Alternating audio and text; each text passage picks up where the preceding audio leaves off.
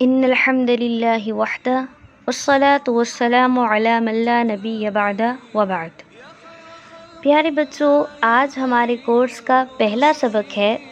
آپ سب بچوں کو بہت مبارکباد پیش کرتی ہوں کہ آپ نے اس بابرکت کورس میں حصہ لیا تاکہ آپ سب بھی ننھے محافظین ختم نبوت بن سکیں اور آپ سب ہمارے پیارے نبی حضرت محمد صلی اللہ علیہ وسلم کی ختم نبوت کے باڈی گارڈ بنیں۔ اور باڈی گارڈ تو اپنے سے اعلیٰ ہستی کی ہر چیز کی حفاظت کرتے ہیں، تو آپ سب بھی اپنے آقا حضرت محمد صلی اللہ علیہ وسلم کی ختم نبوت کے محافظ ہیں۔ اس بابرکت کورس کو کرنے سے پہلے آپ نے کچھ چیزوں کو یاد رکھنا ہے تاکہ آپ اچھے سے محافظ ختم نبوت بن سکیں۔ تو پیارے بچوں، آپ سب ایک مرتبہ درود شریف پڑھ لیں۔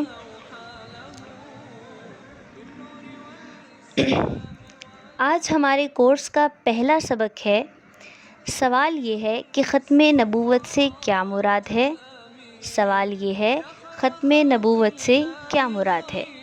اس کا جواب یہ ہے، ختم نبوت سے مراد نبیوں کا سلسلہ ختم ہو جانا، یعنی اب قیامت تک کسی کو کسی قسم کی نبوت نہیں دی جائے گی، یعنی اب کوئی بھی نبی قیامت تک نہیں آ سکتا۔ ہمارا دوسرا سوال کہ اللہ تعالیٰ کے آخری نبی اور رسول کون ہیں؟ تو اس کا جواب آپ نے یہ دینا ہے کہ اللہ کے آخری نبی اور رسول حضرت محمد صلی اللہ علیہ وسلم ہیں۔ میں دوبارہ دہرا دیتی ہوں، ہمارے آخری نبی اور رسول یعنی اللہ رب العزت کے آخری نبی اور رسول حضرت محمد صلی اللہ علیہ وسلم ہیں۔ پیارے بچوں، تیسرا سوال یہ ہے، ہمارے پیارے نبی صلی اللہ علیہ وسلم پر قرآن کیسے اور کتنے عرصے میں نازل ہوا؟ تو اس کا جواب یہ ہے، اللہ رب العزت نے نبی علیہ السلام پر قرآن وحی کے ذریعے 23 سال کی عرصے میں نازل فرمایا۔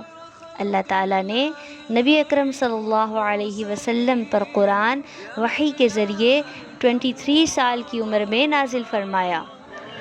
پیارے بچوں، ہمارا چوتھا سوال، قرآن مجید میں اللہ رب العزت نے عقیدہ ختم نبوت کے بارے میں 100 آیات نازل فرمائی ہیں، ان میں سے ایک آیت کا ترجمہ بتائیں۔ تو آپ نے اس ایک آیت کا ترجمہ یاد کرنا ہے۔ اس کا جواب یہ ہے اس سوال کا کہ قرآن مجید میں عقیدہ ختم نبوت کے بارے میں 100 آیات میں سے ایک آیت سورہ احزاب کی آیت نمبر 40 ہے، جس میں اللہ رب العزت نے فرمایا، محمد صلی اللہ علیہ وسلم تمہارے مردوں میں سے کسی کے باپ نہیں ہیں، لیکن وہ اللہ کے رسول ہیں اور تمام نبیوں میں سب سے آخری نبی ہیں۔ وہ اللہ کے رسول ہیں اور تمام نبیوں میں سب سے آخری نبی ہیں۔ ہمارا پانچواں سوال، قیامت تک کوئی شخص نبوت کا دعویٰ کرے تو اس کو کیا کہیں گے؟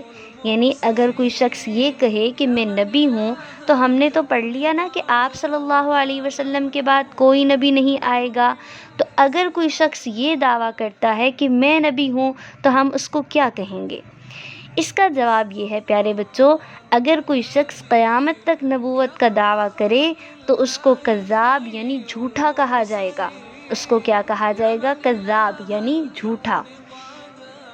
امید ہے آپ کو ان سوالات کے جوابات اچھے سے سمجھ میں آ گئے ہوں گے۔ اب آپ سب بچوں نے ان کو اچھے سے یاد کرنا ہے اور ننھے محافظین ختم نبوت بننا ہے۔